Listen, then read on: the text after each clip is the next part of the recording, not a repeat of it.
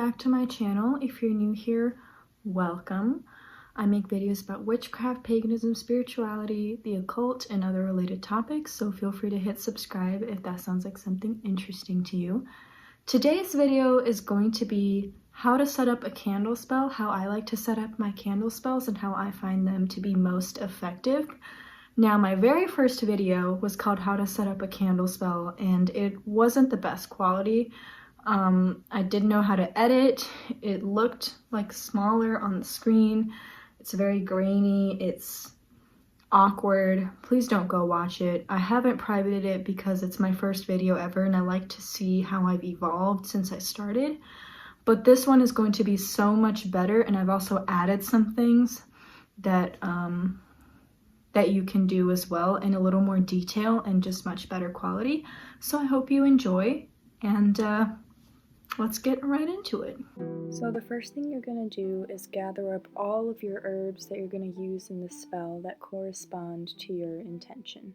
Next, if you're making the anointing oil yourself, gather up your carrier oil and all of the essential oils and herbs that you will be putting in there if there are any. Of course, you're also going to need your candle. You'll also need a match or a lighter. You'll need a tool to grind up herbs such as a mortar and pestle. This is optional, but if you want to put a petition or sigil under your candle, you can have a piece of paper and a pen. So we're going to start by making the oil. If you use a pre-made oil, you can skip this altogether. So I have an empty dropper bottle, my carrier oil, and it's always good to use something inexpensive like a cooking oil. It doesn't have to be super fancy. And my my assorted essential oils that correspond to my intention. And I like to fill the bottle, I don't know how much I do it in this video, but usually about 3/4 of the way, but it also depends how much carrier oil I have. Okay, that's a lot less than that. It also depends on how much I need, so I won't be needing a whole lot of this. And then I'm adding my oils, essential oils. You can also add in little herbs and crystals that are safe to go in here if you'd like. Some people even add in food grade glitter and stuff. I haven't tried it myself, but it looks lovely.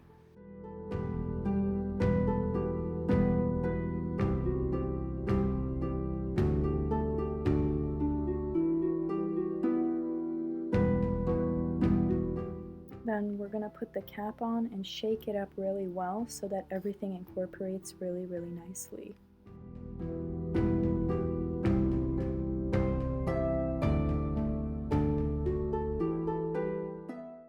And then it looks like a nice little oil. It smells amazing, at least the one I made. And that's all ready. Next, I'm just taking out all my herbs. I have a few corresponding to my intention, including chamomile, hibiscus, some spices, some turmeric.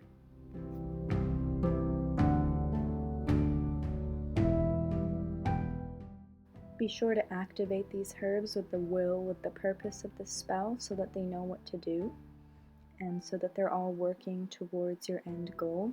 And then you can grind them up with the mortar and pestle or whatever you have.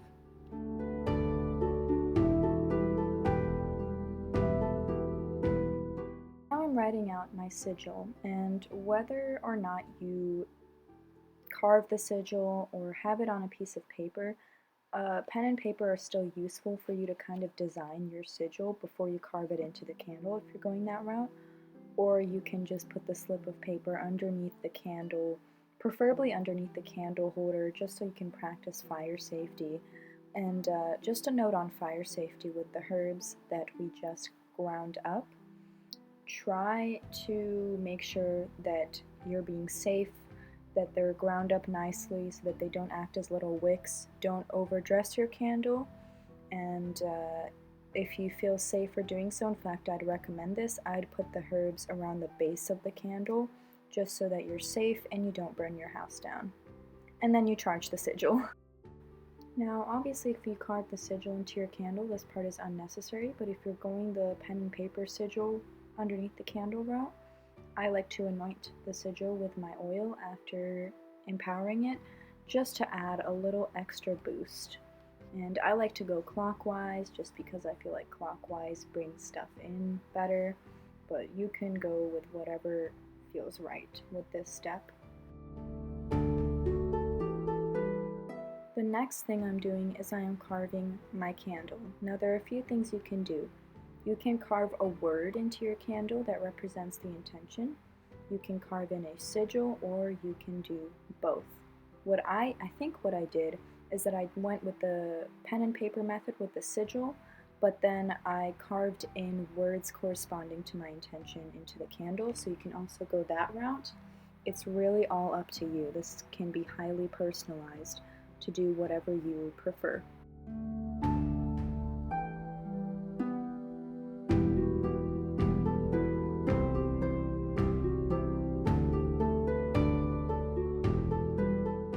The next thing I'm doing is that I am anointing the candle with the oil, and I just rub it into my hands. Make sure that the essential oils are properly diluted, and you can also visualize the oil glowing as you're rubbing it in your hands to really further imbue it with that intention, and then just rub it on that candle.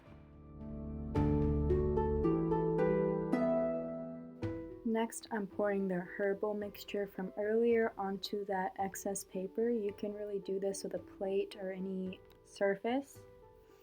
And this I'm going to roll my candle in so that I can dress my candle. Now, I later found that those orange bits didn't really stick, which is probably for the best because you don't want to make your candle flammable. But adding kind of powdered herbs like cinnamon is pretty safe in my experience.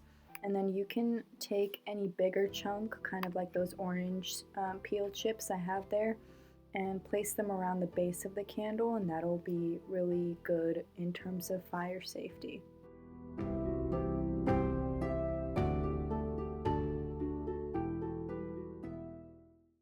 Now I'm just putting the candle down in this quote-unquote candle holder. It's a jar lid.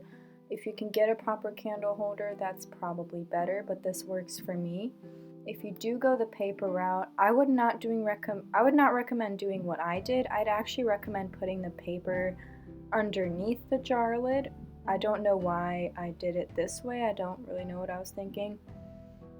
You can do it this way if you'd like. I haven't really had any accidents with it. I would just watch the candle, but if I were you, I'd just go the safest route and place it underneath the candle holder instead. Now I'm just placing those chunks around the base of the candle.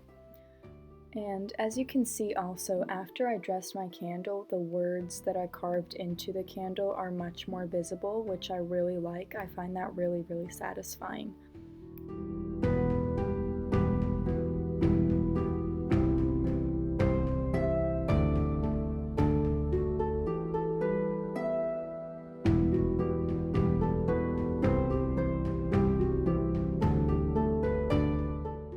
So I hope that you enjoyed that, and I hope that you learned something new or just enjoyed watching how to set up a candle spell.